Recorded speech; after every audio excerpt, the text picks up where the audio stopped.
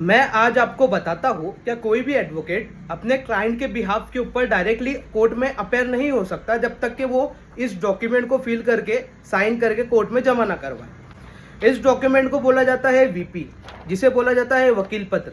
मतलब किसी भी केस में अगर कोई एडवोकेट अपने क्लाइंट को रिप्रेजेंट कर रहा है कोर्ट के अंदर तो उसको ये फॉर्म का भरना ज़रूरी है और इस फॉर्म के ऊपर उसके क्लाइंट की साइन होना बहुत ज़्यादा ज़रूरी है। तो मैं आज आपको बताता हूँ कि ये एडवोकेट फॉर्म मतलब कि वकील पत्र किस तरह से भरा जाता है।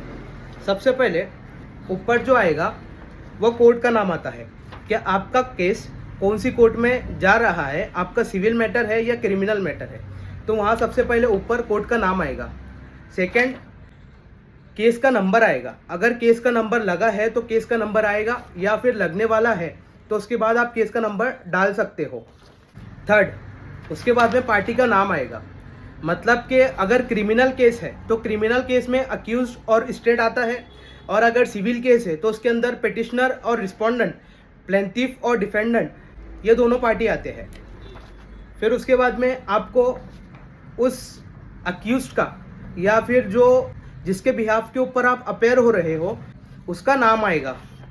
वो आरोपी है या फिरियादी है वो यहाँ लिखा जाएगा। फिर उसके बाद में लास्ट में लिखा जाएगा कि वो किस काम के लिए कोर्ट में वकील पत्र दाखिल कर रहा है, तो काम आपको यहाँ लिखना होगा। और फिर ये जो ब्लैंक जगह है यहाँ पर एडवोकेट का स्टैम्प आता है, सनद नंबर और उसका नाम यहाँ मेंशन होता है। और लास्ट में यहाँ जो जिसके बिहाफ के ऊपर आप अपेयर हो रहे हो, चाहे वो अक्यूज्ड हो या कंप्लेनेंट हो, यहाँ उसकी साइन आएंगी। और सिविल केस में चाहे वो प्लेंटिफ हो या डिफेंडेंट हो उसकी साइन आएगी, और यहाँ पर आपके एडवोकेट की साइन आएगी और डेट आपको डालना है। ये डॉक्यूमेंट किसी भी केस को चलाने के लिए बहुत ज़्यादा इम्पॉर्टेंट है।